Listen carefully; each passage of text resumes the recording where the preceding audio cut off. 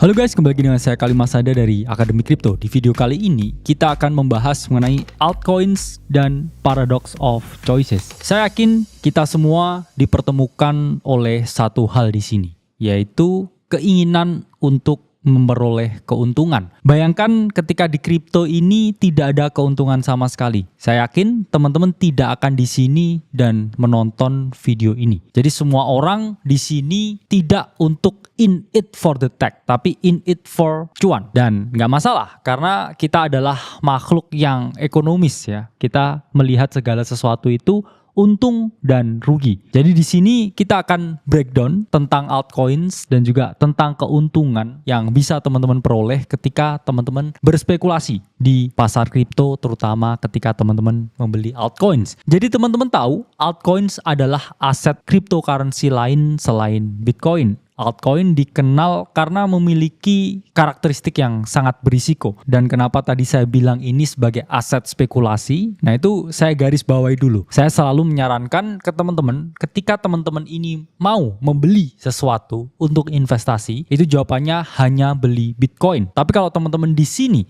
ingin berspekulasi, ya teman-teman belinya altcoin. Di sini kita bisa melihat snapshot dari 1 September 2013. Ini data dari Brave New Coin, di mana di sini kita disuguhkan mengenai top 10 cryptocurrency di tahun 2013. Di sini kita bisa bertanya ya, kira-kira dari 10 daftar ini, mana yang sekarang masih ada di top 10 di tahun 2024 ini? Jawabannya hanya ada dua, yaitu adalah Bitcoin atau BTC dan juga XRP atau Ripple. Lalu di mana koin-koin yang lain? Litecoin masih ada, tapi jadi dinosaurus atau tidak mengalami kenaikan yang signifikan. NMC, Namecoin, udah nggak relevan lagi. Peercoin juga udah nggak ditemukan ya. Feathercoin, FTC, Novacoin, NVC, XPM Prime Coin, TRC, dan EFC ya, atau Infinite Coin. Koin-koin tersebut sudah non-existence atau udah nggak ada lagi mungkin websitenya ya. Tapi Bitcoin dan juga Ripple dan juga Litecoin ini masih ada. Tapi 7 yang lainnya ini udah non-existence. Jadi teman-teman bisa melihat di situ betapa tingginya ya risiko ketika teman-teman ini membeli altcoins. Risiko yang teman-teman peroleh yaitu adalah mungkin 5 tahun lagi, 10 tahun lagi, atau 15 tahun lagi itu sudah tidak ada koinnya. Sudah tidak eksis, sudah tidak relevan, mungkin networknya juga sudah enggak bekerja.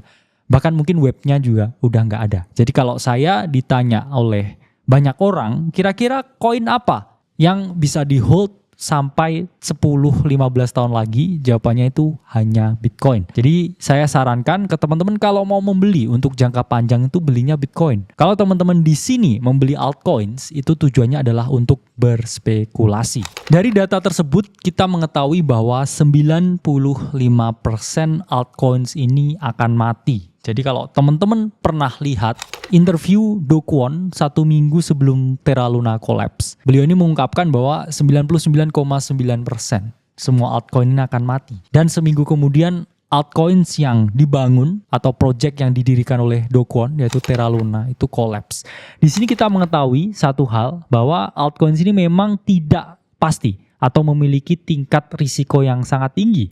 Lalu kita bertanya, lah risikonya tinggi sekali, tapi kok tetap kita mau berspekulasi di sini? Jawabannya adalah tingkat keuntungannya itu jauh lebih tinggi daripada exposure risiko yang mungkin teman-teman terima. Jadi tingkat keuntungan itu selalu berbanding lurus dengan tingkat risiko. Jadi nggak ada ya di dunia ini yang ini nggak ada risikonya sama sekali, tapi bisa naik ribuan bahkan puluhan ribu %. Itu tidak akan pernah bisa terjadi. Karena dunia ini sangat adil dan juga demokratis, teman-teman. Ketika disuguhkan dengan potensi risiko yang besar, potensi keuntungannya juga jauh lebih besar daripada risikonya. Risikonya jadi apa sih? 0 ya. Tapi potensi keuntungannya bisa naik ratusan, ribuan, bahkan puluhan ribu %. Jadi saya tetap akan mengambil chance-nya meskipun risikonya tinggi, karena saya tahu potensi keuntungannya ini jauh lebih tinggi daripada risikonya. Ya, kalau saya mau untung, ya saya tinggal membatasi risiko yang bisa saya terima. Dan endingnya, ketika saya melakukan diversifikasi, dan yang saya pilih ini jauh lebih banyak yang bagus daripada yang buruk,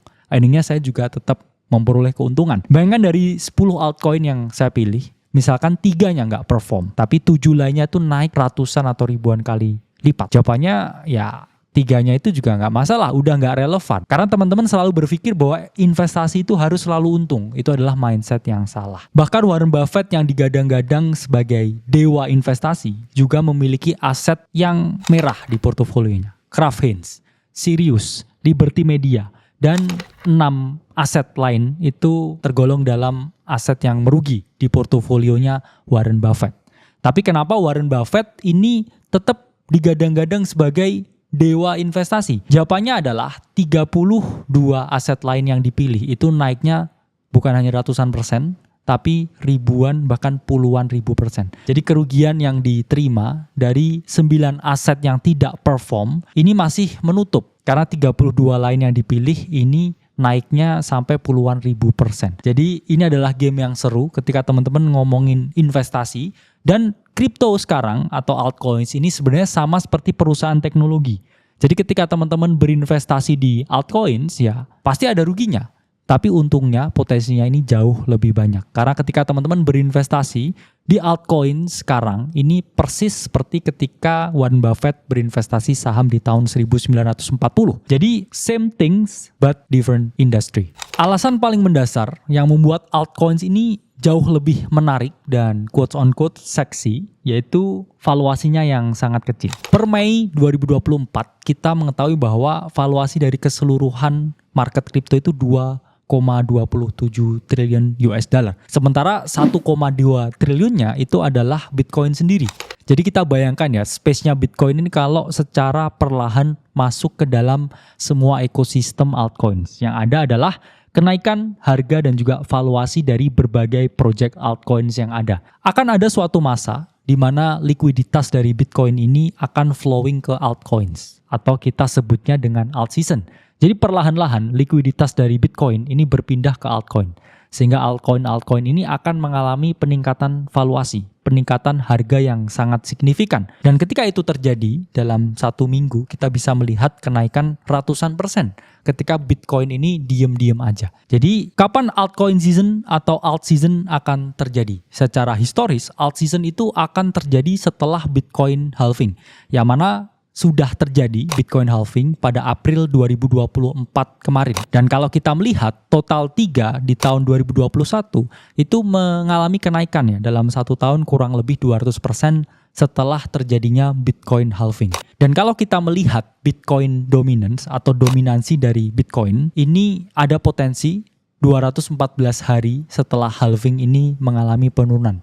Jadi ketika Bitcoin dominance ini mengalami penurunan, dominasi dari Bitcoin ini berkurang. Karena apa? Karena uangnya, karena likuiditasnya, karena capitalnya udah flowing dari Bitcoin ke altcoin. Dan secara historis, 214 hari setelah halving kurang lebih adalah akhir tahun ini, kita akan melihat alt season yang mungkin terjadi. Karena secara historis itu memang tidak repeat ya, tapi selalu berirama. Jadi ada potensi akhir tahun ini kita akan mengalami alt season atau altcoin season. Katalis positifnya juga didukung pada akhir tahun ini kita akan menyaksikan kontes pemilu di Amerika. Yang mana setiap ada pemilu di Amerika, harga kripto ini selalu mengalami kenaikan. Jadi secara historis setelah ada pemilu, harga kripto itu naik dengan signifikan. Bahkan setahun sebelum pemilu itu juga mengalami kenaikan yang signifikan. Jadi kita lihat ya, sekarang dari awal tahun 2024, kriptonya udah mulai naik dengan signifikan. Itu adalah dampak atau efek dari pemilu US di tahun 2024.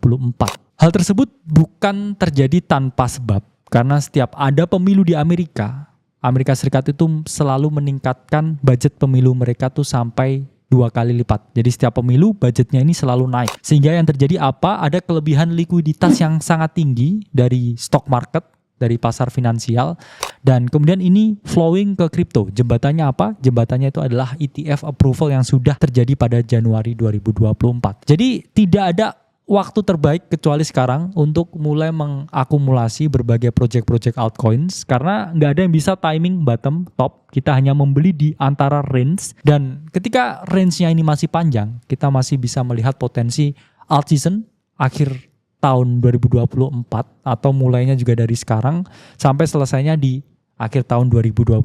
Jadi banyak waktu ya, kita bisa mengakumulasi berbagai project-project, kita sesuaikan dengan naratif yang ada, kita sesuaikan dengan strategi trading yang kita miliki, dan in the end of the day, semua holder atau pembeli altcoin yang melewati satu season altcoin, ini pasti membuat yang namanya life-changing wealth atau life-changing money. Meskipun altcoin season atau alt season berpotensi untuk terjadi di akhir tahun 2024, tapi tidak semudah itu untuk sekarang. Kenapa? Karena ada puluhan ribu altcoins yang sudah terdaftar di market. Belum lagi yang setiap hari listing di DEX. Jadi kita melihat suatu fenomena yang terjadi yang bernama paradox of choices. Atau terlalu banyak altcoin yang beredar di pasar. Jadi ini berbeda dengan tahun 2018 di mana hanya ada puluhan koin aja yang listing di CEX atau Central Exchange. Jadi kita tutup mata beli apapun di tahun 2018 itu pasti naik. Tapi kalau sekarang tutup mata, naratifnya nggak sesuai, ya bisa aja kita nggak cuan tapi boncos. Nah itulah pentingnya teman-teman di sini harus belajar dan berinvestasi pada ilmu. Karena ketika teman-teman berinvestasi pada ilmu yang tepat, teman-teman bisa mengarungi pasar cryptocurrency dan bisa memperoleh keuntungan ketika teman-teman trading atau investing di altcoins. Karena memang tidak ada yang seindah tahun 2018. Karena di tahun 2018 itu ada fenomena ya namanya ICO boom. Apa itu ICO boom? Jadi ICO boom itu adalah fenomena di tahun 2018 ketika banyak sekali project altcoins yang melaksanakan ICO atau Initial Coin Offering. Yang mana banyak ya yang ikut ICO dan ternyata projectnya ini tidak develop sama sekali. Dan di tahun 2018 terjadi blow off top di Bitcoin. Dan kemudian semua market ini crash. Dan semenjak saat itu ya semua orang ini udah trauma membeli altcoin setelah 2018. Karena di tahun 2018 ini dominasi dari altcoin ini sampai 55%. Jadi Bitcoin ini benar-benar kalah. Yang mana kalau kita lihat di tahun 2016 ini dominasi Bitcoin ini sempat 92%. Bitcoin benar-benar solo di market. Dan kemudian setelah 2018 orang-orang ini berinvestasi dan berspekulasi di altcoin. Kemudian terjadi ICO boom dan setelah itu mereka kapok. Tapi apakah kapoknya ini selamanya? Jawaban juga enggak.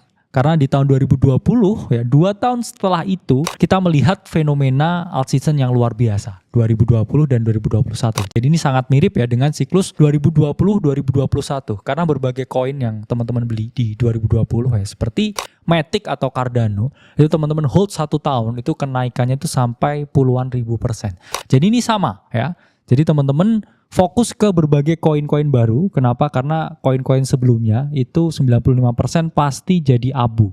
Jadi fokus ke koin baru. Setelah itu teman-teman lihat prospek jangka panjangnya. Ini mana nih yang bisa naik puluhan ribu %. Ya memang ada beberapa yang bisa turun sampai lebih dari 50%. Tapi kalau yang lain yang teman-teman pilih itu naik puluhan ribu %, itu teman-teman jauh lebih untung ya daripada all in di satu koin dan berharap itu bisa menjadi the next big thing. Karena fantasi seperti itu besar kemungkinan tidak akan terjadi. Jadi teman-teman harus diversifikasi, harus do your own research dan punya conviction yang tinggi sebelum berinvestasi pada berbagai altcoins dari opsi yang rilis di tahun ini. Memang pada dasarnya cara yang paling mudah itu adalah DCA Bitcoin dan terus membeli Bitcoin secara berkala karena saya pasti yakin 100% 10-20 tahun dari sekarang harga Bitcoin ini akan jauh lebih tinggi daripada harga yang ada saat ini. Tapi ingat ya, kalau semua orang berfokus pada hal yang sama, maka life-changing wealth atau life-changing money tidak akan hadir untuk mereka. Jadi ingat bahwa emas itu selalu ditambang yang bersinar dan mudah diikuti, mudah dilihat itu bintang. Jadi kalau teman-teman mau memperoleh life-changing wealth itu harus dengan cara yang sulit. Dan salah satu cara yang sulit di market crypto yaitu adalah berspekulasi atau berinvestasi di market altcoins. Oke, cukup sekian untuk video mengenai altcoins dan paradox of choices. Saya Kali Masada dari Akademi Crypto. Sampai berjumpa di video selanjutnya.